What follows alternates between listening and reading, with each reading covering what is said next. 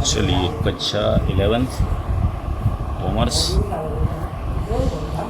Good morning. अब अपने सवाल नंबर 4 स्वाध्याय 3.4। अब वहाँ अपने को सवाल के अंदर दी हुई है से अधिक श्रेणी, 5 या उससे अधिक, 10 या उससे अधिक, ऐसी कहाँ तक 30 या उससे अधिक। जब से अधिक श्रेणी दी हो तो अपने पहले उसकी मूल आवर्ती वितरण ज्ञात करेंगे। मूल आवर्ती वितरण ज्ञात करने के लिए सबसे पहले अपने उसके वर्ग बनाओ।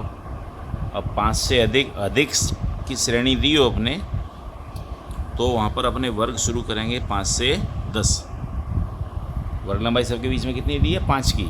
तो पहला वर्ग क्या बनेगा आपका? 5 से 10। फिर क्रमशः उन वर्गों को लिखते जाएंगे, 10 से 15, 15 से 20, 20 से 25, 25 से 30, और अंतिम वर्ग होगा 30 या उससे अधिक, या 30 से 35 आप लिख सकते हो। अब उसके बाद में जो अपने को दी हुई संचयी आवृत्ति, अब संचयी आवृत्ति पे से अपने मूल आवृत्ति ज्ञात करनी पड़ेगी। तो से अधिक श्रेणी में जैसे आपको पहले बताया कि हमेशा से अधिक के अंदर संचयी आवृत्ति कैसी होगी? उतरते क्रम में। तो वो अपने उतरते क्रम में देखो दी हुई है। तो सबसे पहले अपने इसकी मूल आवृत्ति ज्ञात कर लो। अब मूल आवृत्ति ज्ञात करने के लिए जो सबसे महत्तम संख्या है उसमें से उसके बाद वाली संख्या घटाते जाओ। पहले वर्ग की अपने आवृत्ति ज्ञात करें तो 120 माइनस 117 यानी कितना आएगा? 3। फिर अगले वर्ग की आवृत्ति ज्ञात करने के लिए 117 में से घटाएंगे 106 को, तो 117 माइनस 106 बराबर कितना? 11। फिर 106 माइनस 76 यानी 30। फिर 76 माइनस 31 कितने? 45।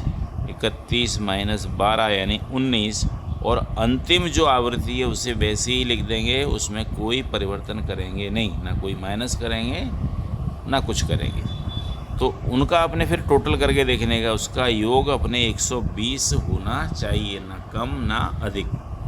अब यहाँ अपने को ज्ञात करना है एक तो मध्यस्थ,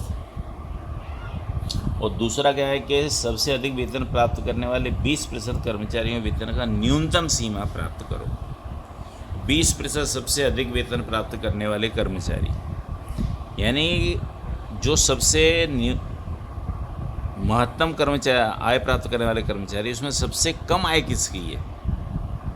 यानी जैसे अपने अपने ग्राफ बनाए तो यहाँ 1% से शुरू होते हैं, यहाँ होता है 100%। अपने को पूछा है उसने 20% अधिक आय वाले, तो 100 में से 20 घटाएं अपने, तो यहाँ कितना आएगा? 80। अब 100 वाली संख्या किसके अंदर होती है? अपने प्रतिशत क्रमांक यानी शतमक के अंदर। तो यहाँ अपने कीमत ज्ञात करनी है कौन सी? P80। तो ज्ञात करेंगे दूसरा P80। अब जब अपने को मध्यस्थ P, D या चतुर्थ ज्ञात करने हो तो वहाँ जरूरत पड़ेगी अपने को संचयी आवृत्ति की। तो वहाँ अपने आप बनाएंगे से कम संचयी आवृत्ति, यानी जैसे सामान्य संचयी आवृत्ति बनाते वैसे ही इसको बनाना है अपने। तो पहले 3 के 3 लिखेंगे, 3 + 11 यानी कितने? 14। 14 + 30 44, 44 + 45 89, 89 + 19 108, 108 + 12 कितने? 120। अब उसके बाद करेंगे सवाल का अपने प्रारंभ। अब पहले क्या ज्ञात करना है? मध्यस्थ जब अपने को सतत आवर्ती वितरण दिया हो तो वहाँ 2 फॉर्मूले अपने को लगाने पड़ेंगे। n/2, n बराबर कितना है? 120। 120 माइनस 2 करें कितना आएगा? 60वां अवलोकन। अब CF में देखेंगे 60 किस में मिलेगा अपने को? 89 के अंदर। 89 के सामने चलेंगे अपने, तो जो अपने को वर्ग मिलता है उस वर्ग की अधः सीमा हो जाएगी अपनी क्या? L। यानी कि यहाँ पर L बराबर होगा अपना कितना? 20। FI बराबर उसके सामने की आवृत्ति कितनी मिली अपने को? 45। CFI जिसमें देखा संचय, उसके ऊपर की संचयी आवृत्ति वो कितनी है? 44। और C बराबर 25 में से 20 घटाएं तो कितना मिलेगा अपने को? 5। अब यहाँ लिखेंगे अपने इसका बड़ा सूत्र, तो M बराबर L + n/2 - CF upon F और इंटू सी। एल की कीमत मिलती है अपने को कितनी, एल बराबर मिला कितना 20। एन अपॉन 2 की कीमत अपने ने ज्ञात की कितनी मिलती है 60। C F I 45, F I बराबर कितना, सी एफ आई 45 44 और एफ आई मिला अपने को 45 और सी बराबर कितना 5। चलिए आगे इसकी गणना करें अपने। तो 20, 60 में से 44 घटाएं कितने आएंगे 16 और 16 गुणे 5 करें तो कीमत कितनी हो जाएगी आपकी 80। 80 बटे 45। अब इसके अंदर अपने भाग देंगे तो 20 प्लस 80 में भाग दो 45 का कितना आएगा 1.78। तो इसका m का उत्तर हो जाएगा आपका 21.78। अब देखो इकाई के अंदर क्या दिया है अपने को, वेतन 1000 में, तो यहाँ अपने लिख देंगे रुपये 1000। अब दूसरी कीमत अपने ज्ञात करनी है 20% यानी P80। अब सबसे अधिक वेतन वाले 20% कर्मचारी वेतन की न्यूनतम वेतन, सबसे अधिक आय वाले 20% कर्मचारियों में से न्यूनतम वेतन, जैसे आपको ऊपर बताया प्रतिशत कितने होते हैं 100, उसमें से 20% घटाएं अपने कितना आएगा 80।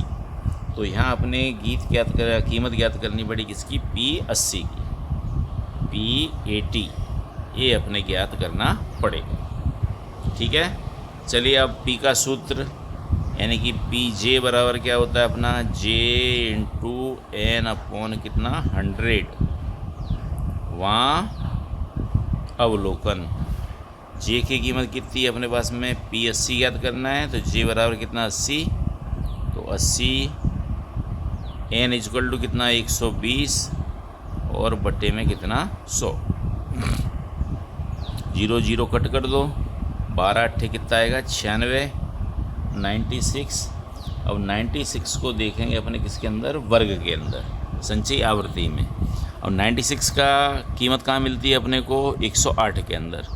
उसके सामने चलें अपने वर्ग, तो वर्ग की जो अपने को लोअर लिमिट मिलती है यानी कि L बराबर मिलता है अपने को कितना 25, FI बराबर उस वर्ग के सामने की आवृत्ति बराबर 19, CFI जिस संचयी आवृत्ति देखा उससे ऊपर की संचयी आवृत्ति 89 और C बराबर वर्ग लंबाई कितनी 5। अब इसके बाद ज्ञात करेंगे अपने बड़ा सूत्र, PJ equal to L plus J into N upon 100 minus CFI upon FI into C। तो L plus J into N upon 100 की कीमत कितनी मिली अपने को 96, CFI मिलता है अपने को 89, FI की कीमत मिली अपने को कितनी 19 और वर्ग लंबाई कितनी 5। तब 96 में L की कीमत कितनी 25, यहाँ लिखो 25। अब अपने 25 96 में से 89 अपने माइनस करें तो कीमत मिलती है कितनी अपने को 7 और 7 गुणे 5 यानी कि 7 इंटू 5 अपॉन कितना 19 यानी 25 प्लस 35 बटे 19 यानी 25 प्लस 35 के अंदर भाग दें 19 का तो कीमत मिलेगी अपने को 1.84। दोनों को जोड़ देंगे, उत्तर होगा 26.84। ये होगा P80 और रुपये क्या लिखेंगे अपने 1000। तो सबसे अधिक वेतन वाले कर्मचारियों में से न्यूनतम वेतन न्यूनतम वेतन कितना होगा? 26.84 हज़ार। धन्यवाद।